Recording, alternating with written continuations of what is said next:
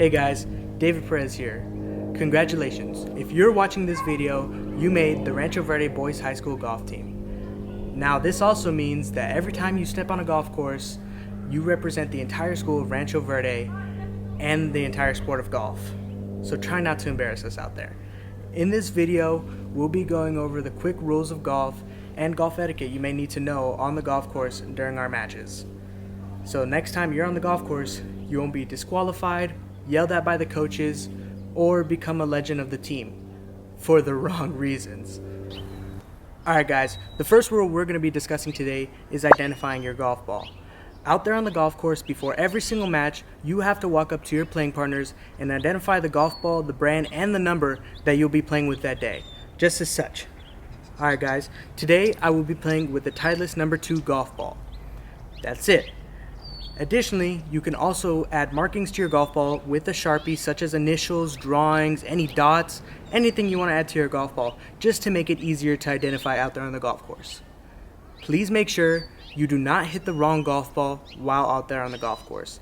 If you do so, it is a 2-stroke penalty, just as such in this video I made.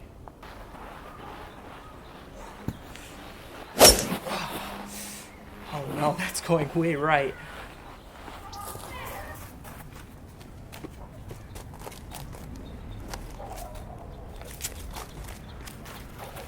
I can't find my ball, but I'm sure nobody's gonna notice that I'm hitting this one, right?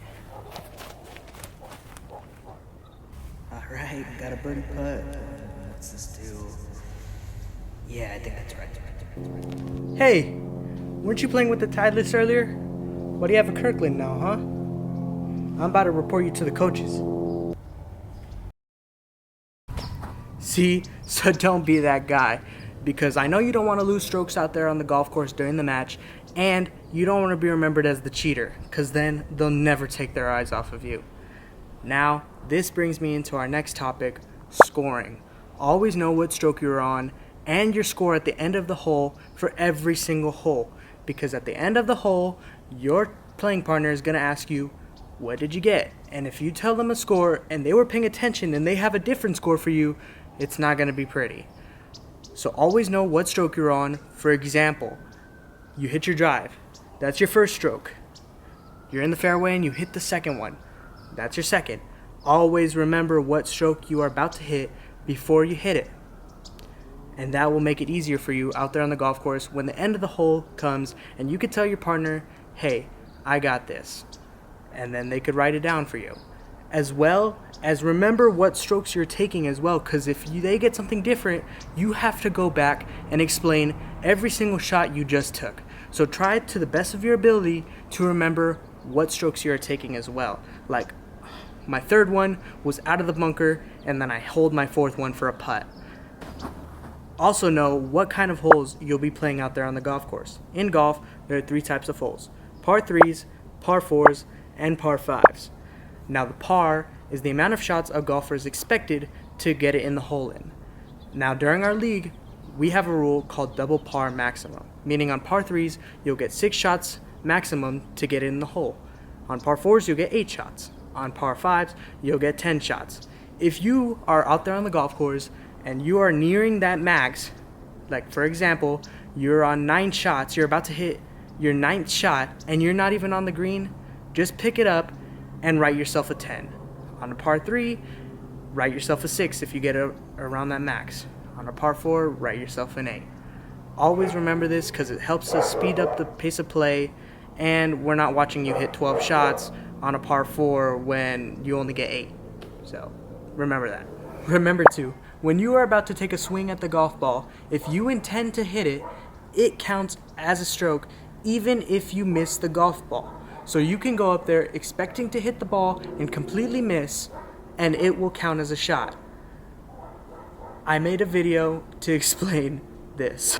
Alright, heck yeah, man. Hit my drive in the fairway. Better hit this green. Let's go.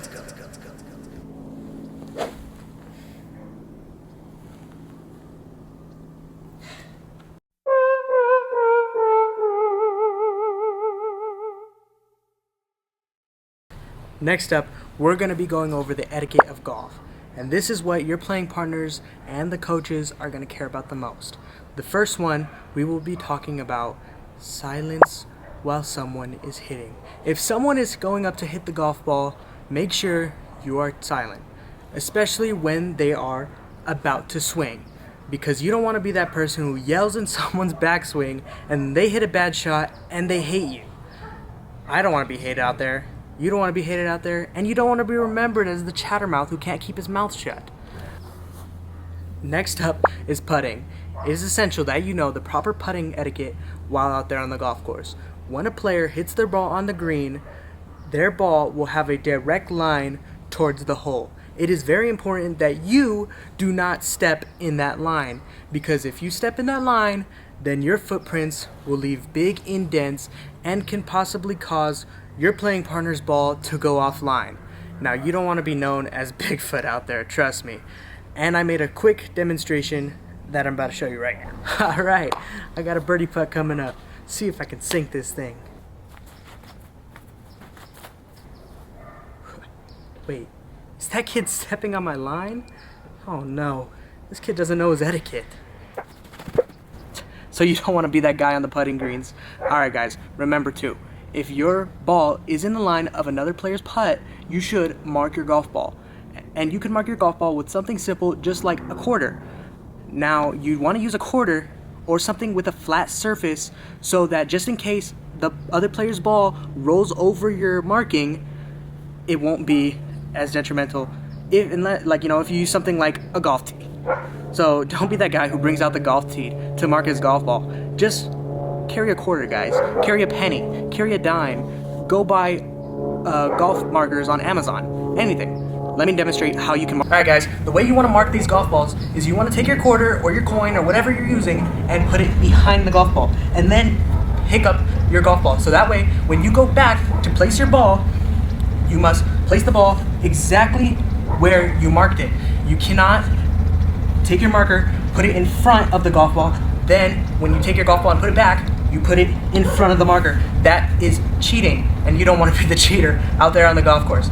It is also an occurrence that when you mark your golf ball, your coin is still going to be in the line of the other player's putt. So what players will ask you to do is, can you mark it to the left? Can you mark it to the right? So what you will do is you will take your marker, place it behind the golf ball, and then your player's going to go, can you mark it to the left? Okay, so then you're going to take your putter, mark it to the left. So for me, this is my left over here.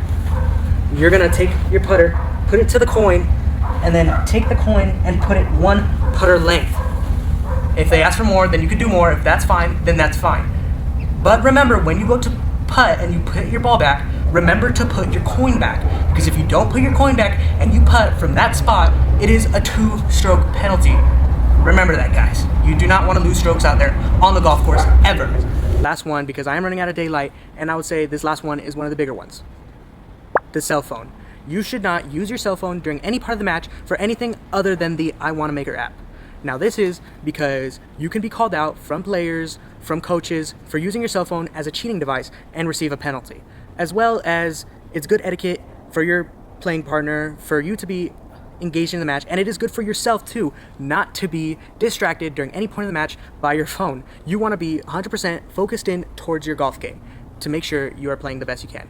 I know, guys, we can't get off our phones. The phone is fun. You love Clash Royale, but please put it away unless you're using the I Want to Maker app until the end of the match. The match is not that long. I bet you can go 2 hours without your cell phone. Alright guys, that is it. Thank you for watching my video, and congratulations for making the golf team. I hope to have a great year with you guys, and I hope to hopefully win league with you guys. Alright, David Perez out. See ya.